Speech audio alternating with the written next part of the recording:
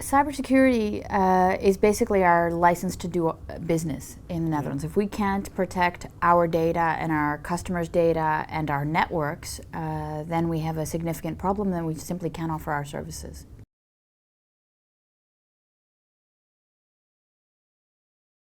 We have a multitude of cyber threats, everything from basic disruption of services through DDoS or real problems with malware, phishing, all different types of abuse, and of course just the generic network protections you need to make sure you have to prevent unauthorized information disclosure. So there's plenty of threats, and when you take a look at the actors, it's evolved. So from the lone hacker to hacktivists and cyber criminals to state-sponsored actors, we've seen the full gamut actually exploit the telecom sector, and it's in our interest to make sure that we understand those actors, their modus operandi and capabilities in order to be able to counter the threat.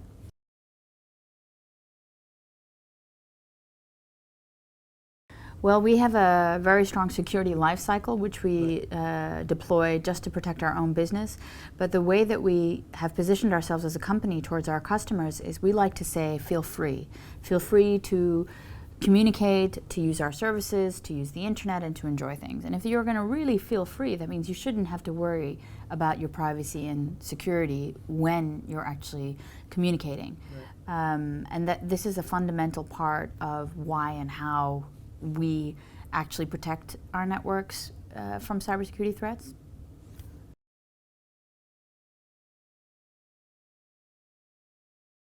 For me, the most exciting thing that's happening in the field of cybersecurity are things that are evolution in cryptography and cryptographic research, but also specifically regarding advances like quantum computing.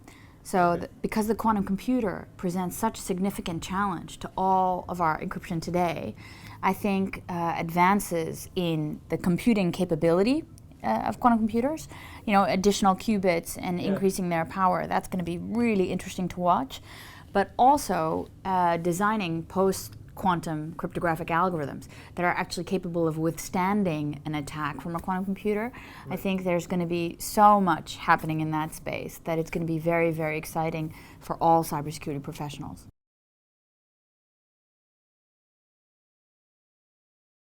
Well, the future's bright.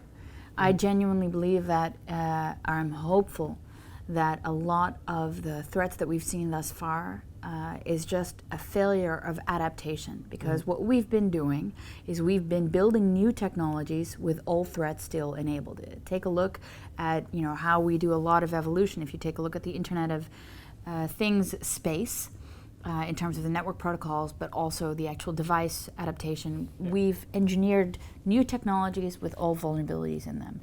And I really am very hopeful for the future that we're going to stop doing that we're actually going to have a very bright future where we are capable of understanding all those old threats and then designing new products, protocols, and services with security built in rather than bolted on as a consideration.